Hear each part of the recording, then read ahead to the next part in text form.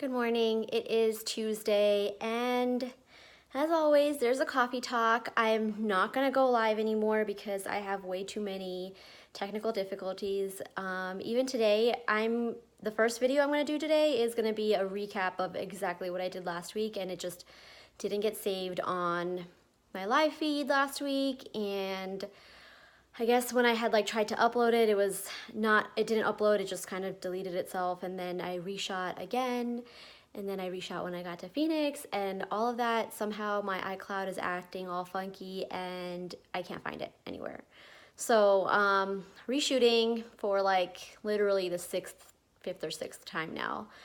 But it's the same information, it doesn't hurt to have it, so this way it'll be on my board, you can access it anytime, and then I'll do another coffee talk later on today when I go to Prosciutto. I've been meaning to go there for a really long time and just haven't had the moment, and today I have a lot of things that I need to get done before tomorrow, so I'm gonna do it from Prosciutto.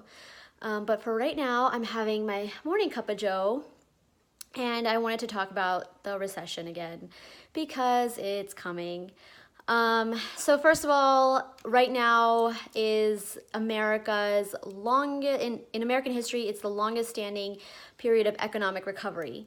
So what that means is after every recovery, there's going to be a slowdown. So 2 consecutive quarters of the GDP slipping is considered an economic slowdown.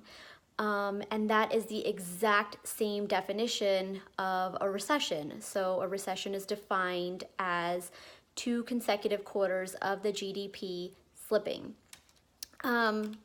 So it's inevitable, it's going to happen. So in 2019, there were 4, every year actually, there are 4 major polls done for economics. And so the 4 are Wall Street Journal, Duke University, National Association of Business Economics, and Pulsenomics. So they were polled earlier this year, and they said, hey, when is a recession going to come? And they all said, well, not all, but 67% of those people that were polled said that it's going to happen sometime in 2019 or 2020. Now, why is that? A lot of it is, again, like I said, economic recovery ends in a slowdown, but you're going to hear that term recession and over again in the next year and a half because of politics right now. So you're gonna hear both parties or all parties use that word recession, use it for blame, use it for gain, whatever it is, just be educated on what a recession is. It has nothing to do with the housing market unless the housing market is what it is causing it. So in 2008, if you look at what caused the recession, that was one of the worst that we've seen in history, in American history, and it was the top 2 causes were mortgage meltdowns and a housing crisis. And so a lot of the laws, you guys know that around the mortgage industry, they were really lax, and a lot of that has been fixed and corrected so that those issues aren't going to happen again. You're probably not going to see a huge mortgage meltdown, housing crisis like that for a long time to come. So right now in 2019, those people that were polled and said that 67% said, it's going to happen in 2019 or 20, they all were polled and asked, why do you think it's going to happen? So the top number 1 reason was trade war policy, and the second one was a stock market correction. So these are the 2 things that are going to cause this recession and economic slowdown in the next 18 months approximately.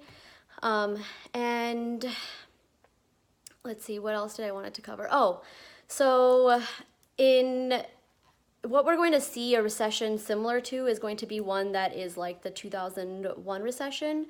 So in that one, it wasn't a huge 19.7, or I think that's the number. It was a 19.7% of a housing price drop. So you're not going to see that. If you look at the trends of recessions in the past, the 2001 recession was a 6.6% increase in housing prices. Yes, the stock market did drop 25%, but that is what we're going to see likely in what is happening in the next 18 months. So just be aware of that. It is still a great time to buy. Buying power is like off the chart right now. So if you look at like low interest rates right now, you have the affordability index. So basically, things are super affordable right now to the American population because they have good jobs. They are making more money in those jobs compared to what happened in 2019. And the other reason is that you have the low interest rates right now, so you have more buying power. So you have more, even if you bought a house like earlier this year, you have probably $50,000 more buying power right now than you did last year.